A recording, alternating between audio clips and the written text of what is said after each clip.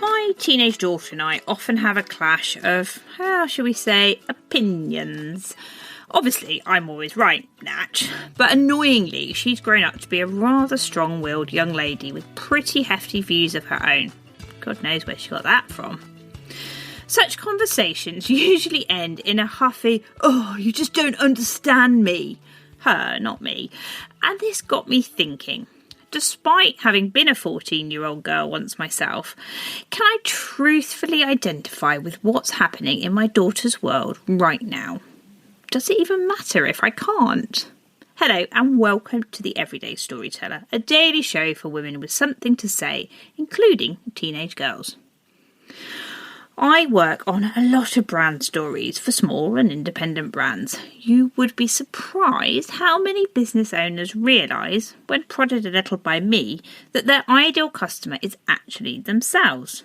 Perfect! You've got the ideal insight into what your customers are struggling with, how they see the world, etc., because it's you.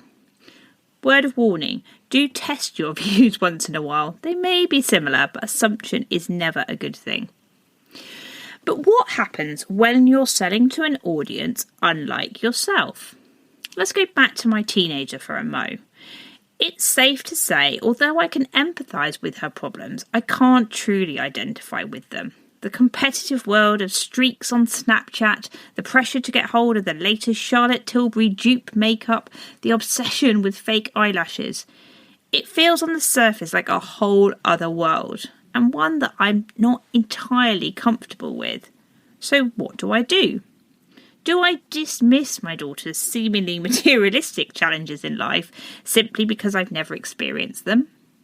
Do I try and enforce my own understanding on her and dismiss her feelings? Or do I take the time to listen and at least understand why these things are so important to her? I tried the latter. I scratched a little under the surface of these seemingly petty concerns, and what did I find?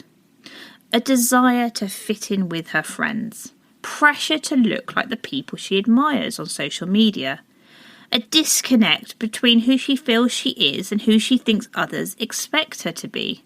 She's excited for the future, but she's also scared. Everything right now is big and overwhelming. All of a sudden, our seemingly disparate worlds were feeling oddly similar. Actually, we do have a lot in common.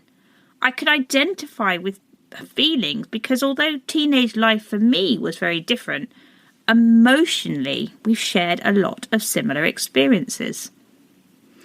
The lesson here is, even if we can't truthfully identify with our audience, maybe you sell predominantly to a different gender, different ages, or people from a very different culture to you, we can take the time to understand them by inviting them to share their stories and, more importantly, by listening to them. Because you never know where you will find the connections, things in common, similar worldviews, values or ethics.